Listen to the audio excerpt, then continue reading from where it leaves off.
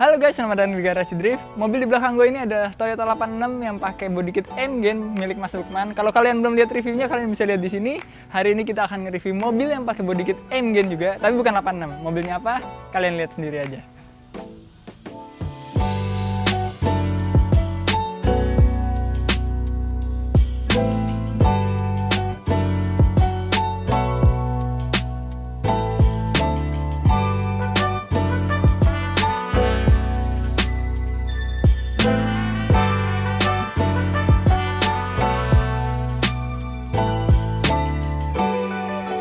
Kalau kalian udah lihat video yang ini, berapa bulan yang lalu Zico nge-review R35 Nismo.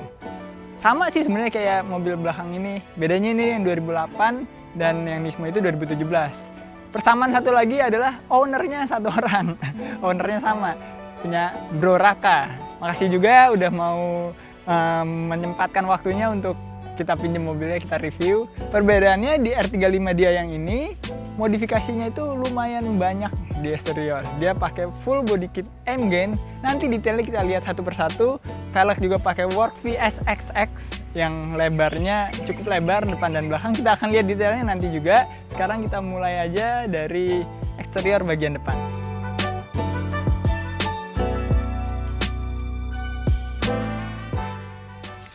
Bumper depan menggunakan M-Gen version 2 yang desainnya perpaduan antara GTR facelift yang 2017 antara Nismo-nya sama yang bukan Nismo-nya. Jadi menurut gue sangat proporsional banget dan ya gue suka banget sih sama desainnya.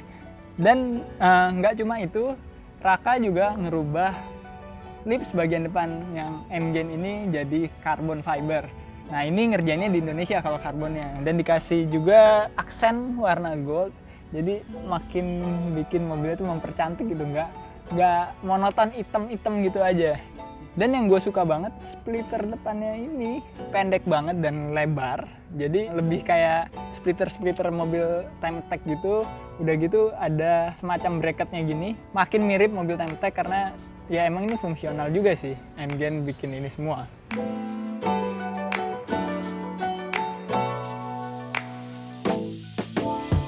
Nah untuk bagian fender, ini umum kita lihat di body kit aftermarket lainnya masih pakai fender standar tapi di white body, pakai semacam ya add-on tambahan sampai ke bumper depan juga.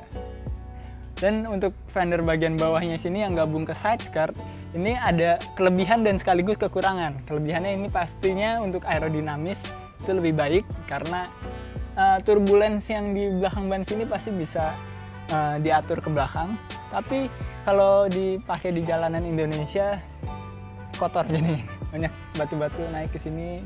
Ini ada batu nih, kerikil. Tapi ya maaf, hampir kena tuh S15. Tapi ya emang pasti ada plus minusnya dari modifikasi sih. Terus kita lanjut ke bagian yang side skirt ini. Ini juga M-Gen sebenarnya, desainnya M-Gen, dan ini side skirtnya M-Gen tapi di karbon lagi sama Raka biar beda gitu sama GTR M-Gen yang lain. Ada aksen goldnya juga sama. Gue suka sih, hitam ketemu gold tuh bagus, dan dikasih stiker juga beberapa. Ini stiker merek-merek yang dipakai di mobil ini. Terus untuk fender bagian belakangnya, walaupun over fendernya ini adalah add-on, tapi desainnya masih lebih elegan, masih lebih simple ya menurut gue dibanding Rocket Bunny atau Pandemnya buat R35. Di belakang ini bumpernya juga menggunakan M-Gen version 2. Ada diffuser yang sangat lebay sih menurut gue nih. Ada berbagai macam level, tapi keren. Yang menarik adalah wingnya. Ini adalah wingnya 86, bukan wingnya GTR.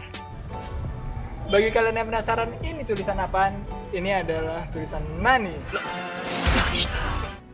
Ya, velgnya menggunakan Work VSXX yang lebarnya 11,5 untuk di bagian depan, dibalut dengan Pilot Sport Cup 2 Michelin, dan big brake kit juga menggunakan Brembo yang 6 pot. Tapi yang menarik itu adalah velg yang di belakang. Ayo kita lihat aja. Ini adalah velg yang sama depan, Work VSXX, tapi lebarnya 13 inch. Oh iya, ini velgnya dua-duanya ring 20 ya. Dan dibalut dengan ban yang sama juga, tapi yang di belakang ini bannya lebarnya 320. Terus yang menarik dari velg ini, gue udah cari-cari gitu, udah nanya-nanya, velg paling lebar itu dipakai sama Bakhajin di Indonesia ya, 13,5 Rotiform. Ini yang kedua, ini yang paling lebar kedua, lebar 13, lebar banget sih velg ini. Dan ya kalau kalian lihat, ini bisa naruh iPad di sini, bukan HP ya, orang biasanya naruh HP udah biasa, ini naruh iPad nih di sini. Dan velgnya kotor. Kotor itu tanda dipakai. Orang pada bilang, nggak sayang apa kotor, nggak sayang apa stone chip. Tapi kalau menurut gue, sayang itu kalau nggak dipakai. Udah beli mahal-mahal, kok nggak dipakai.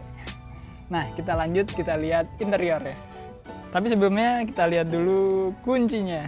Kuncinya kayak kunci Elgrand. Ada GTR, udah dibahas sama Ziko. Tapi ini ada remote untuk air susnya. Jadi bisa diatur dari luar dan posisi mobil mati. Nanti kita coba ya. Sekarang kita lihat interiornya.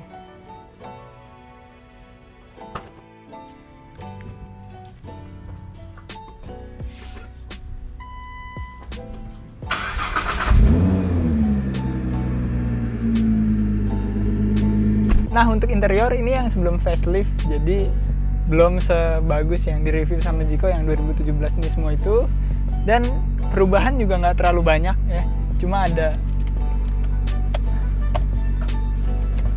ini cop tuning. Jadi ini bisa kita colokin untuk ngerubah tuningan dari ECU-nya. Ini bukan perubahan interior sih sebenarnya, ini lebih ke performa. Jadi interior sebenarnya nggak terlalu banyak yang dirubah. Gue nggak akan ngebahas soal performa di mobil ini karena ya memang bukan dimodifikasi untuk performa, tapi lebih untuk looks. Kalau mau performa ini semua aja dia juga punya soalnya. Sekarang kita lihat mesinnya ya. Oh ya, sebelum lihat mesin akan gue geber dulu bagi kalian yang penasaran suaranya.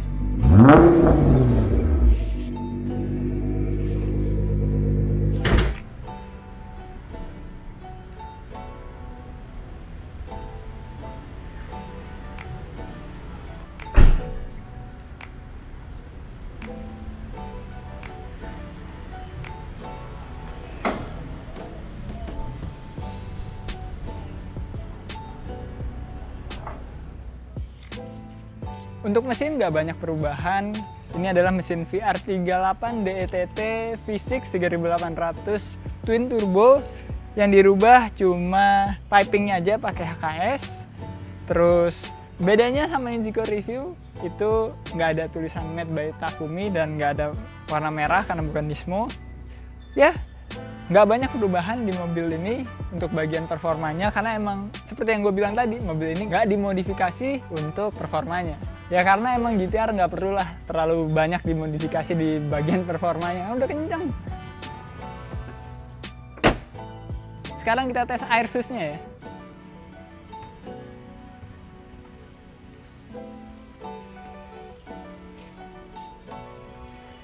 Ya sistem air suspensinya itu pakai Air Force yang paling mentoknya setahu gue nggak terlalu tahu banyak soal air sus.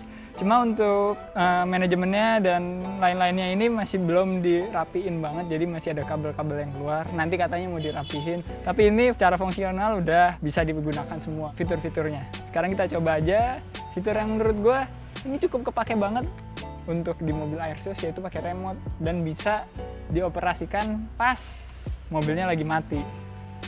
Kita coba yuk. Jadi remote-nya ada 1, 2, 3, 4-nya tombol. Ini 1 itu yang paling tinggi, 2 itu pendekan dikit, 3 lebih pendek lagi, 4 itu air out semuanya langsung nempel kandas deh pokoknya. Kita coba dari karena ini lagi posisi air out, posisi 4, kita coba naikin jadi yang paling tinggi ya.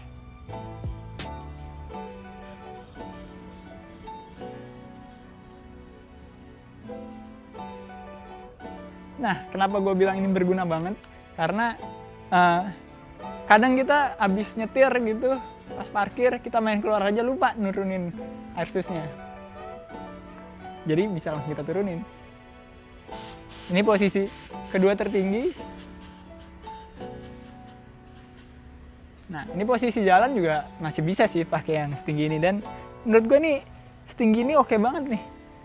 Bahkan ada beberapa mobil yang pakai Airsus, menurut gue posisi jalannya itu kurang enak dilihat. Tapi kalau ini ya wajar sih, maksudnya enak banget dilihat. Terus kita cobain posisi ketiga ya. Oh ternyata nggak, di setting nggak terlalu jauh sama posisi 2, malah lebih tinggi dikit depannya. Sekarang kita kandasin lagi posisi nomor 4.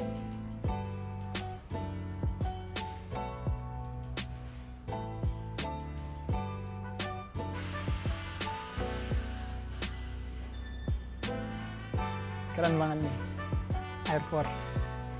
Overall mobilnya pecah banget, dan yang paling gue suka dari mobil ini adalah mobil ini dipakai jalan ya, nggak harian banget tapi ya dipakai jalan, nggak kayak mobil kontes pada umumnya yang cuma dipakai buat ke tempat kontes doang. Dan menurut kalian kerenan mana, yang R35 ini atau yang Nismo? Kalau menurut gue kerenan Nismo, tapi yang ini ada personalisasinya. Ya menurut gue itu cukup. Sampai ketemu di review selanjutnya. Apalagi reviewnya kalian lihat aja nanti. Keep driving safe and goodbye.